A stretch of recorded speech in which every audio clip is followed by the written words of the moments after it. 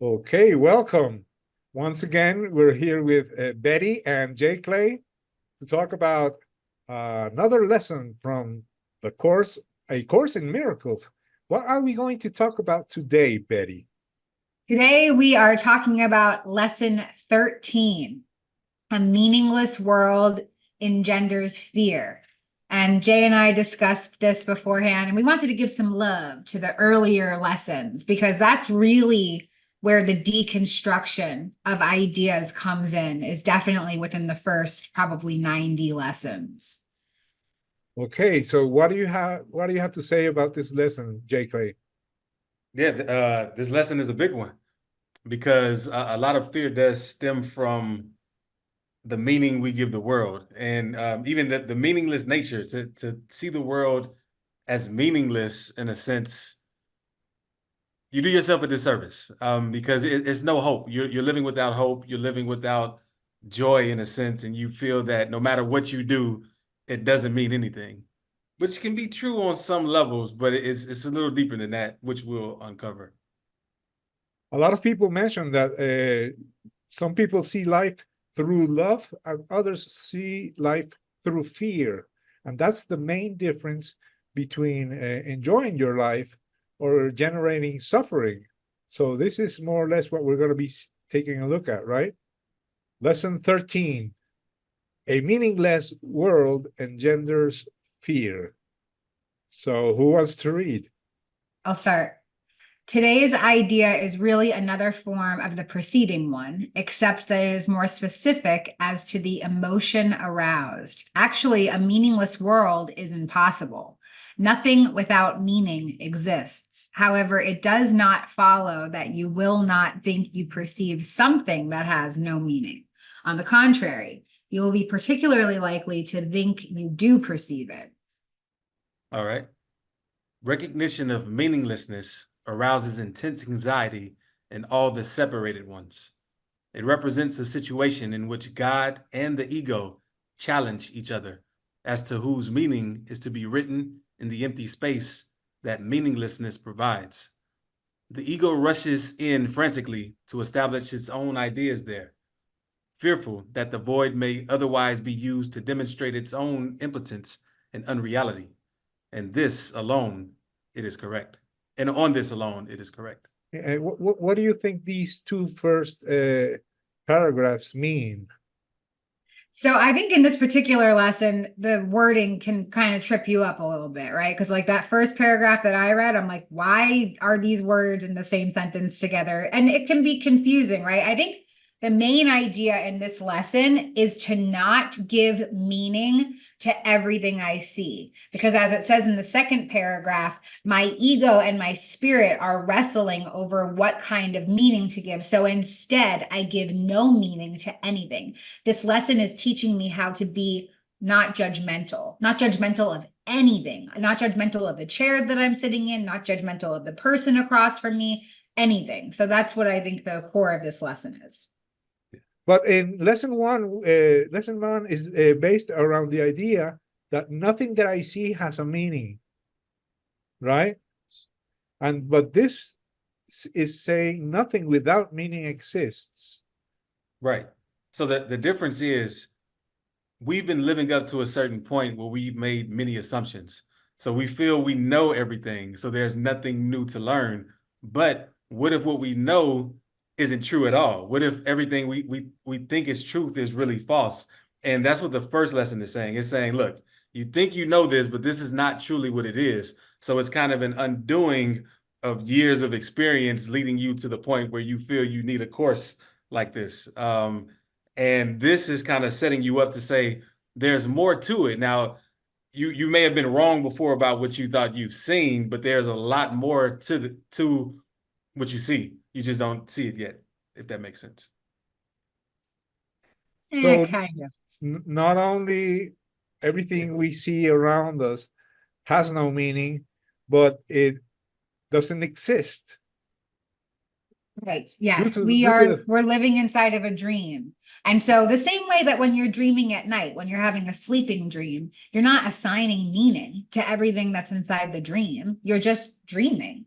And so this is what it's getting at. It's getting at the same thing. How can I just float through the dream without assigning meaning? Because that's the most valuable gift that I can give to myself inside this illusion, is to detach from the meaning and the judgment of the things around me. Now, if this is a dream, who is dreaming? That's the $1 million question. Well, don't you think that the universal mind is dreaming us? Well, sometimes my ego wants me to think that I'm the one dreaming. I'm like, it's me. I talked about that in another lesson. It's me. I'm the savior. I'm the one dreaming. But it could be that God is dreaming. You know, it could be a collective dream, that there's a bunch of us dreaming together. Jay, what do you think? Well, paragraph 2 alludes to it where it says the separated ones. And we have this idea that it's 3 separate people in this chat right now, but it's really just one. We are all one. We are all connected. But we get so caught up in the division of it all that we miss it. And so how can you see a true meaning of something if you're already seeing something that isn't there? Okay, so let's take a look at the 3rd paragraph and see if this clarifies things a little bit more. Okay. It is essential, therefore, that you learn to recognize the meaningless and accept it without fear. If you're fearful, it is certain that you will endow the world with attributes that it does not possess and crowd it with images that do not exist. To the ego, illusions are safety devices, as they must also be to you who equate yourself with the ego. What do you think this means? Well, I love this part of the lesson, because for me, it's telling me that my fearful thoughts are creating a fearful reality, and that a meaningless world engenders fear in that way. So if I decide to not assign a fearful thought to the things around me, so for instance, the collective unrest that's happening in our world right now, I decide on a daily basis not to assign a fearful meaning to that. I decide to assign a divine meaning to it. I don't know exactly what that divine meaning is because I don't have access to that information, but I have faith today that there is a divine meaning behind it. Does this mean that our lives have no meaning? I would say yes and no, because as it said, nothing is meaningless, but how you're living your life may be without meaning. So, like to answer one of your questions where you said, what's your life's purpose? I like to say your life's purpose is whatever you do on purpose. Like you are, as Betty pointed out, in a way, you are the dreamer. You are assigning meaning to the world, so the world has this new meaning. And if you realize that, you can assign a better meaning, or you can tap into the Holy Spirit and ask the Holy Spirit to discern for you the truth from illusion so that you can get the true meaning. No, I agree with that. I think that the idea of purpose and meaning is an ego fear-based thought system, because your ego makes you think you don't know what your purpose is. You're not living your purpose. It's not happening the way that it's supposed to. And that is all very fearful. And that's not how spirit operates. Spirit isn't rigid. Spirit works in flow and abundance. So your purpose can change from minute to minute. But the ego will create a fear-based thought system, thinking that you have to remain inside of some little box in prison. That like, this is your title, this is your purpose, this is the only thing that you're supposed to be doing. But in real reality, I think that whatever you follow your highest excitement, to quote like a great channeler, right? You follow your joy. That's what purpose is. So. Okay, so the lesson comes with an exercise. So let's read it and see what it's all about. All right. The exercises for today, which should be done about 3 or 4 times for not more than a minute or so at most each time, are to be practiced in a somewhat different way from the preceding ones.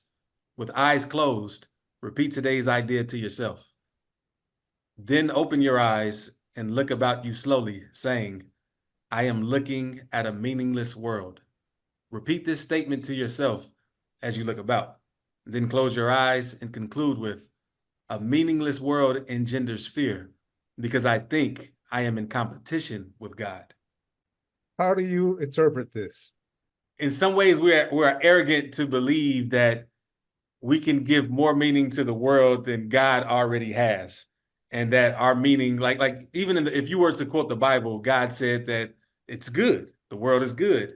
But then we every day say, oh no, this is bad, that's bad, the world is bad, the world is getting worse. And we are arrogant enough to think that we could overpower God's meaning. But what's more believable? Either that God is wrong or that we're wrong. And I'm wrong. I think that another thing that came up for me while reading this is, I think the word meaningless, because we're assigning what that word means. So it has a negative connotation to it, right? Because all words in our language have either a positive or negative connotation. But Course in Miracles teaches us that there's no such thing as good or bad. There is no duality in real reality. So this word, I think, like the first time I read it, I thought, this doesn't make any sense and it's contradicting the other lessons. But now that I have a little bit more of a grasp on the concepts of this book, you know, in A Course in Miracles, it teaches us that God doesn't even know that we're here, that this is us dreaming inside of this tiny mad idea. So I love what Jay just said, you know, like, I don't have to assign any meaning to this because my meaning is not going to be, you know, God's meaning is going to be the appropriate meaning for this reality. Interesting. This ties in with what Zen Buddhism says. It denies anything we can think about reality. It says that everything that we can think about life, reality, is wrong because it's only a representation, a label we're giving it. So it will never be the exact reality that we are referring to. And that's also existing, that this is also explained in Taoism when they say the Taoists or the Taoists, they consider the Supreme Being the Tao, and they say, the Tao that you speak about is not the Tao. We could relate to it as the God you speak about is not God. And the life you talk about is not life. And the reality we talk about is not reality. So we are always referring to this reality or that reality, but those are mere hollow words. Reality cannot be contained in a word or in a thought. Reality is reality. I mean, stick your hand into the fire. That's reality. You cannot describe it. You cannot express it. So this lesson ties in with these millenary teachings from other religions that talk about the essence of the real world, of reality, of existence, of life. So I really like it, you know? So we can read the next paragraph, please. You may find it difficult to avoid resistance in one form or another to this concluding statement. Whatever form such resistance may take, remind yourself that you are really afraid of such a thought because of the vengeance of the enemy. You are not expected to believe this statement at this point and will probably dismiss it as preposterous. Note carefully, however, any signs of overt or covert fear which it may arouse. Okay, here the enemy. What do you understand? You know, traditional Christians would say, oh, the enemy, he's talking about Satan. But no, is he talking about the ego? Yeah, I believe so. Go ahead, Jay. I know that you probably have something to say on this. I think it's the ego, but more so it's what the ego assigns as the enemy, because there's so many enemies that we may see of this world and in this world.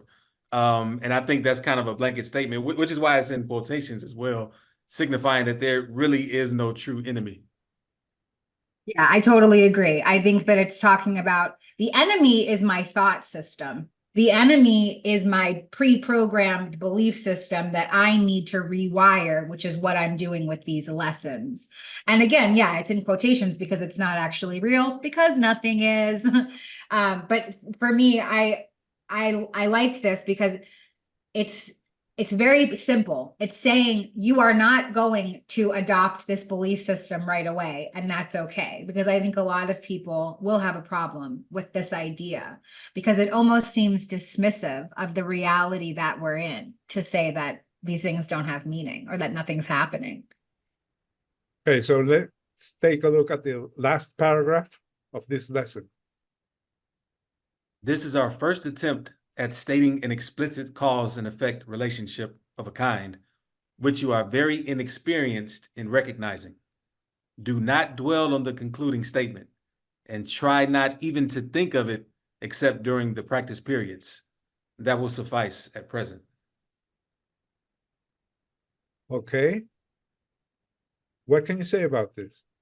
Yeah, I think it's perfectly what Betty just said. Like, it's okay if you don't get it right away. It's a process. It's going to take time, and just trust it. Just trust for now. Just try it out, experience it. Like you said, AJ, about reality. You have to experience it. No amount of talking and explaining it will suffice. You have to be in it.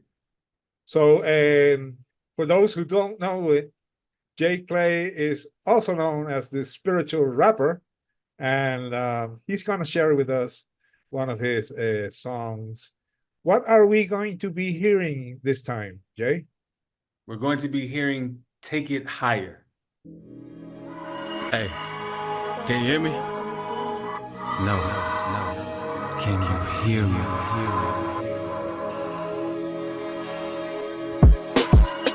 The sun shines every single day, and I know exactly where it stays. So I'ma take it high, I'ma take it high, yeah. People think somebody gotta lose. I'ma show you never have to choose. So I'ma take them high, ay. I'ma take them high, ay. Yeah. I had a dream of an awakened state. We all make corrections, we don't make mistakes. We are like reflectors, so we always safe. What we see as death is just a change in space. What we see as death is just a shadow or an illusion, confusion, believe lore. A belief in time is to be lived and poor. Since truth is timeless, life is yours. Death cannot exist without life. Death cannot exist within life. So death cannot exist, right? So never shall I give it my light. Never shall I give it my life. So why do we believe in sacrifice? Like, what age do you really start dying? Let's just start living, stop trying. Hey, the sun shines every single day, and I know exactly where it stays. So I'ma take it high, ay. I'ma take it high, ay. Yeah. People think somebody gotta lose. I'ma show you never have to choose. So I'ma take them high, ay. I'ma take them high, yeah. Ay. Never have I ever been wronged. Never will I ever, never could I ever be alone. I can see in heaven when I'm fully present. Can't take my possessions, now I get the lesson. I can't take my past cause it's not here.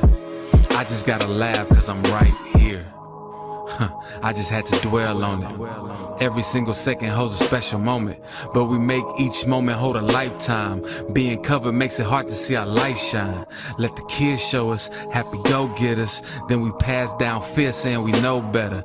Every morning sending kids to the teachers, but God keeps sending the kids to teach us. The sun shines every single day, and I know exactly where it stays. So I'ma take it high, I'ma take it higher. Take it high, ay, yeah. People think somebody gotta lose. I'ma show you never have to choose. So I'ma take them higher, ay. I'ma take them higher, ay, yeah. I never met a bad person ever. What you show is my reflection, and I'm grateful forever. We seek witnesses to our thoughts, so if I think you out to give me, you just giving me what I bought. And you perceive me as past transgressions, so you never see me, you see past heaven. So you never see me or even anything. Stuck in a world made of dreams. But we all wake when it's time to, and that's my single purpose, is to remind you of what you are, not what you will be or was. Of what you are, hush. And that will never change. Even when you let go of who you think you are, you remain. You are formless, you are never born. Ideas were born out of you, never worship the form. change. Even when you let go of who you think you are, you remain. You are formless. You were never born. Ideas were born out of you. Never worship the form. That was really intense. It had to do a lot with what we were discussing, right? Yeah. Definitely. Yeah, we planned it that way. But yeah, it really does. Because You dreamt it that way. yeah, I love how Jay's music is it's so coarse, you know, and it makes it this really digestible way to understand some of these concepts because you get to experience it with this beautiful creative gift alongside it. Yes, I do too. Well, let's meet again soon and let's continue discussing new lessons. Thank you for being here, Betty and Jay. Do you have a final message? Let Make it go. higher. Yeah. We're just going to Take care. quote Jay's songs. That's it. Okay. Thanks a lot. Take care. Thank you.